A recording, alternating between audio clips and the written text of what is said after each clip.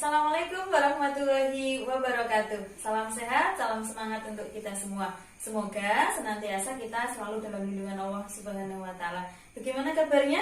Baik ya? Masih semangat ya walaupun kita belajar dalam masa pandemi, apalagi PPKM yang diperpanjang lagi. Mudah-mudahan semangat kita untuk belajar akan selalu ada dan akan mendapatkan ridho dari Allah Subhanahu wa taala. Oke. Sebelumnya, perkenalkan dulu, nama Ibu Falasifah Aulia. Ibu biasa dipanggil Bu Fala kalau di sekolahan. Jadi silahkan kalian bisa memanggil Ibu dengan nama Bu Fala, gitu ya. Biasanya Bu Fala mengajar pelajaran kimia. Nah, pada kesempatan kali ini kita akan belajar kimia mengenai atau tentang materi bilangan kuantum. Apa sih bilangan kuantum itu, Bu? Saya kok baru mendengarnya, saya kok baru tahu apa itu bilangan kuantum. Mungkin dulu di SMP sedikit banyak kamu sudah belajar tentang kimia ya di pelajaran IPA terpadu. Tapi kalau kimianya dulu di SMP itu masih kimia yang sederhana karena itu masih gabungan dengan pelajaran fisika dan pelajaran biologi. Tapi insya Allah di kelas 10 ini kita akan belajar kimia lebih dalam lagi. Nah, sebelum kita masuk ke materi, alangkah baiknya Bu Fala untuk mengenalkan terlebih dahulu apa sih bilangan kuantum itu. Kemudian tujuan kita belajar itu untuk apa sih, Bu? Nah, sekarang kita mulai masuk ke materi bilangan kuantum. Apakah Mas dan Mbak sudah siap? Kalau sudah siap, mari kita belajar tentang bilangan kuantum. Sebelum kita masuk ke materi, alangkah baiknya kita mengenal dulu apa sih tujuan kita belajar tentang bilangan kuantum, Bu? Pencapaian apa sih yang harus kita capai, Bu, dalam belajar bilangan kuantum itu? Nah, bisa Mas dan Mbak perhatikan di slide atau Mas dan Mbak baca di slide berikut ini bahwa dalam materi ini, materi kimia yang akan kita pelajari, itu tujuannya adalah kalian bisa memahami dan bisa menunjukkan kegunaan atau fungsi dari macam-macam bilangan kuantum. Karena nanti akan kita bahas kalau bilangan kuantum itu lebih dari satu jenis. Sebelum kita masuk ke materinya, sebelum kita masuk apa itu bilangan kuantum, kemudian pengertian bilangan kuantum, kemudian jenis-jenisnya dan sebagainya. Nah, sekarang kalian bisa melihat di slide, di depan slide sini itu ada ada 3 gambar ya Mas Mbak, ada 3 gambar. Di situ ada perhiasan emas ya, kemudian ada besi, kemudian yang ketiga ada termometer. Nah, apa hubungannya ini, Bu? Apa hubungannya ini dengan bilangan kuantum, dengan materi yang akan kita pelajari? Yang pertama, di sini ada perhiasan emas. Kalian tahu emas itu adalah salah satu contoh dari logam. Dengan rumus kimianya adalah rumus unsurnya adalah AU atau aurum. Nah, dari AU itu yang namanya unsur itu punya elektron, punya jumlah elektron. Nah, dari jumlah elektron itu nanti kita konfigurasikan. Nah, dari konfigurasi elektron itulah nanti kita bisa mengetahui berapa sih nilai dari bilangan kuantumnya. Begitu ya, Mas Mbak ya, kira-kira seperti itu. Kemudian ada gambar kedua, di situ ada besi dengan rumus unsurnya adalah Fe. Kemudian yang gambar bawah di situ termometer. Termometer, kalian tahu bahwa di dalam termometer itu di dalamnya terisi air raksa ya, atau yang dikenal dengan Hg. Nah, kira-kira itu yang biasanya dimanfaatkan dalam kehidupan sehari-hari yang berhubungan dengan kita, dan kita bisa mencari bilangan kuantumnya. Sekarang kita masuk ke materi yang pertama ya. Nah, di slide sudah terlihat di situ ada 3 ilmuwan. Di situ ada 3 ilmuwan, ada Louis de Broglie, ada Erwin Schrödinger dan Werner Heisenberg. Mereka itu siapa, Bu? Nah, mereka inilah, ketiga ilmuwan inilah yang mengembangkan teori mekanika kuantum atau teori atom modern. Oke, teori model mekanika kuantum. Nah, alasan teori mekanika kuantum itu apa? Alasan dikembangkannya teori mekanika kuantum adalah untuk menyempurnakan teori atom Bohr. Ya, di pertemuan sebelumnya kita sudah belajar mengenai perkembangan teori atom. Salah satunya adalah teorinya atom Bohr. Nah, pengembangan teori atom modern ini berdasarkan hipotesisnya Louis de Broglie, ya, di mana dalam hipotesis tersebut menyatakan bahwa elektron bukan hanya sebagai partikel, tetapi elektron juga sebagai gelombang. Gitu kira-kira. Kemudian di slide di depan sini bisa Mas Mbak lihat, di situ ada model mekanika kuantum, di mana yang lingkaran itu adalah contoh dari lintasan elektron. Di situ ada atom. Kemudian di situ yang di luarnya itu disebut sebagai awan elektron. Apa itu awan elektron, Bu? Awan elektron adalah tempat kebolehjadian ditemukannya elektron di sekitar inti, ya, itu dapat ditunjukkan dengan beberapa cara. Oke, selanjutnya kita masuk ke pengertian dari bilangan kuantum. Apa sih bilangan kuantum itu, Bu? Fungsinya apa? Nah, bisa kalian perhatikan di depan, di slide depan ini, di mana bilangan kuantum adalah bilangan yang menyatakan keadaan energi dari posisi elektron dalam suatu atom. Ya, itu berdasarkan model atom mekanika kuantum. Jadi bilangan kuantum itu menyatakan tingkat energinya. Ya, tingkat energi dari suatu elektron. Nah, dilihat di depan, dilihat di slide, kalian bisa melihatnya di slide, bisa membacanya, ya, diperhatikan terlebih dahulu. Di situ ada bilangan kuantum. Nah, di depan tadi sudah dijelaskan bahwa berdasarkan prinsip ketidakpastian Heisenberg, hal ini tidak memungkinkan untuk menentukan posisi elektron dan energinya dalam waktu yang sama. Tetapi hanya kebolehjadian ditemukannya elektron dalam orbital itu dapat ditentukan. Tapi elektron itu menempati satu orbital, tidak mungkin nilai bilangan kuantumnya itu sama. Nah, itu bisa dilihat di bawah. Ternyata bilangan kuantum itu ada 4, Mas dan Mbak.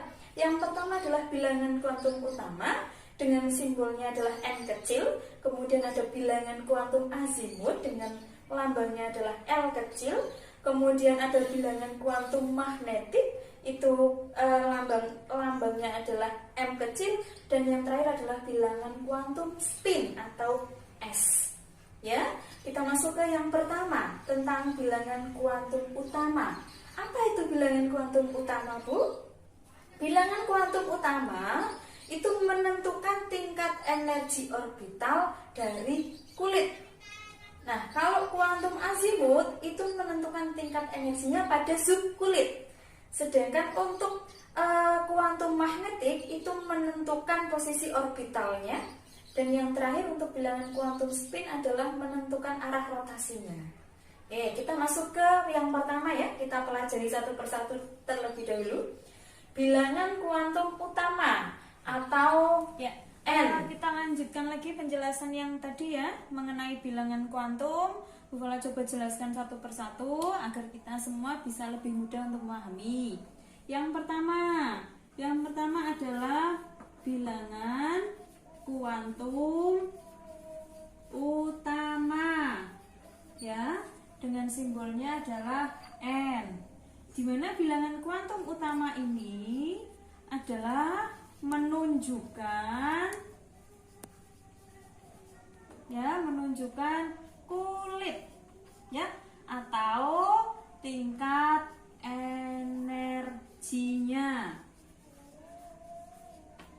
Nah, di slide yang sebelah, bisa kalian lihat, bisa kalian baca sendiri.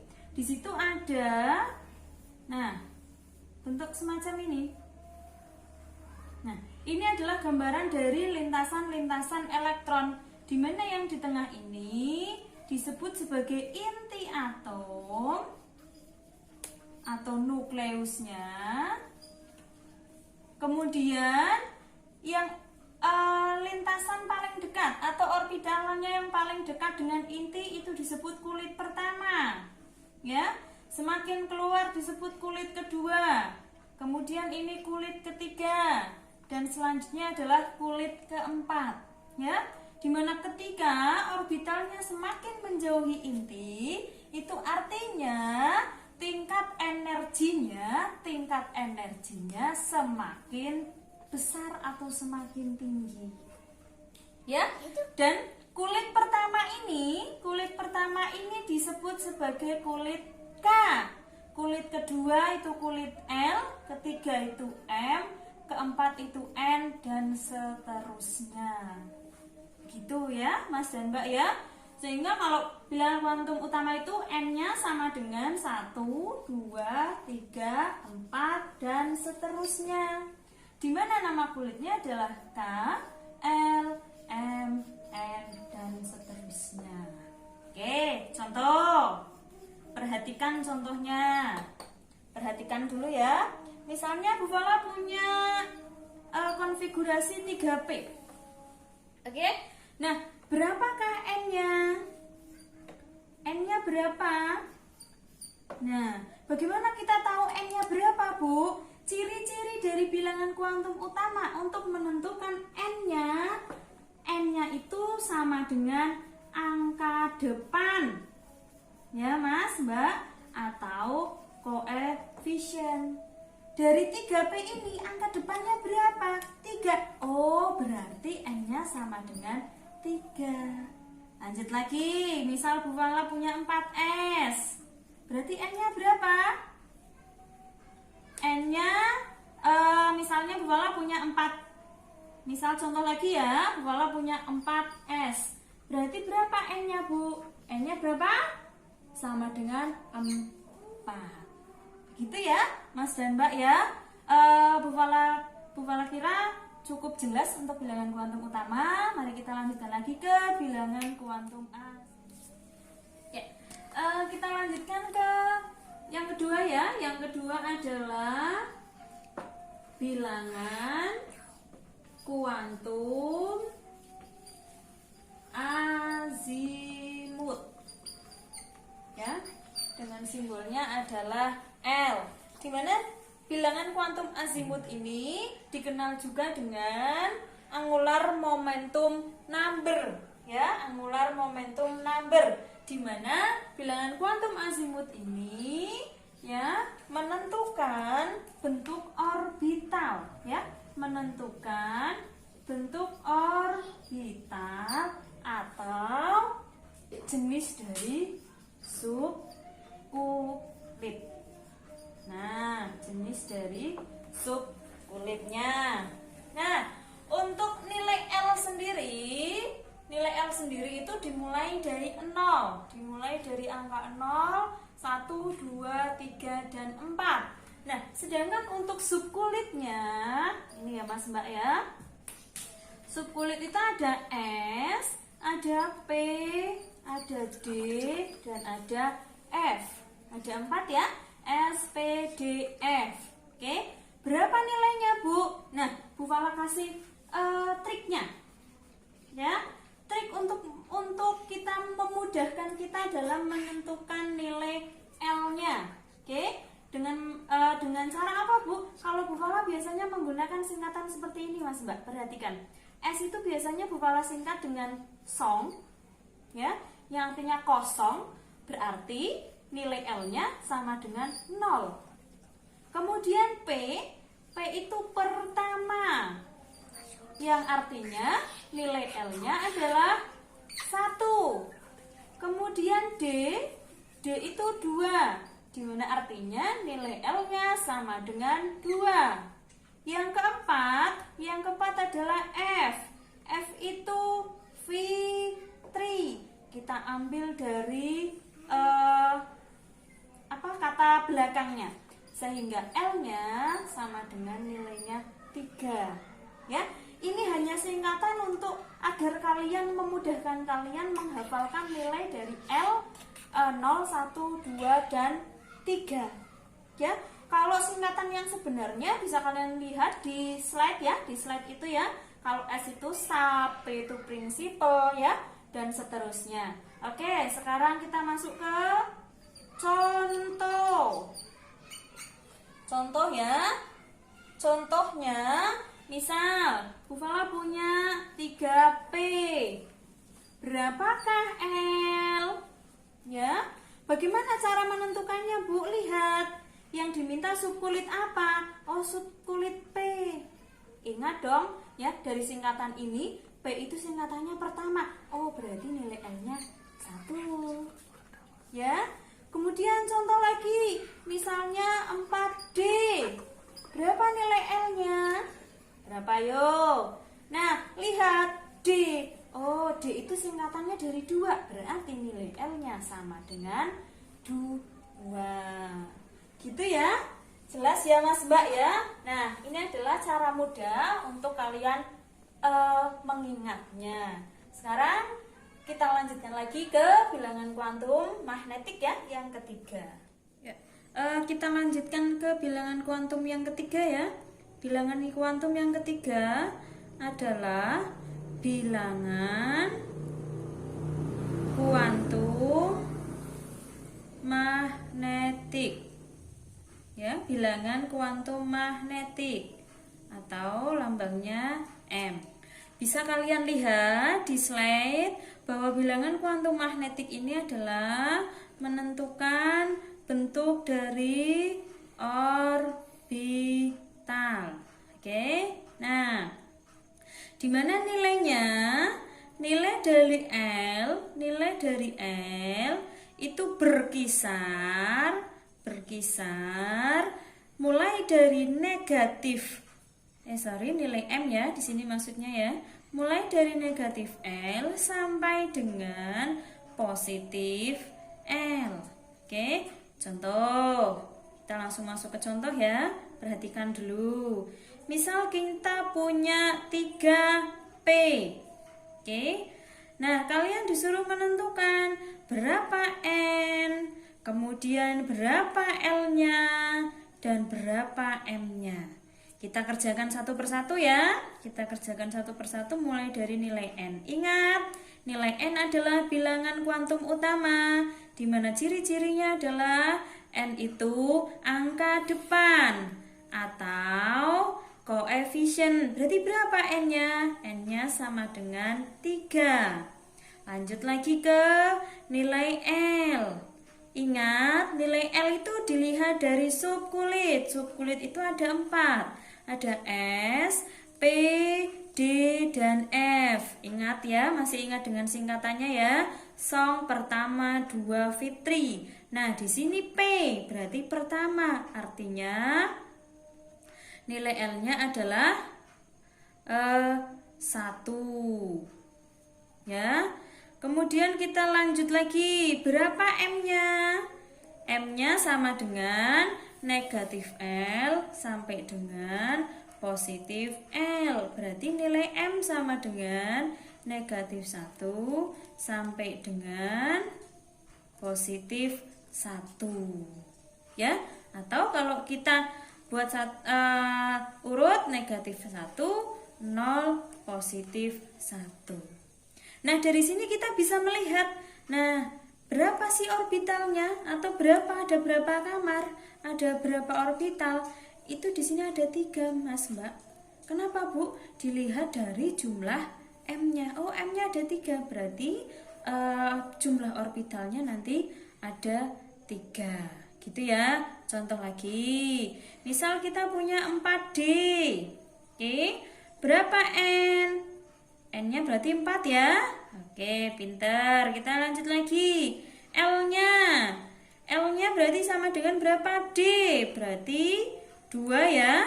Nah, berapa M-nya? M-nya berarti negatif 2, negatif 1, 0, positif 1, dan positif 2. Gitu ya.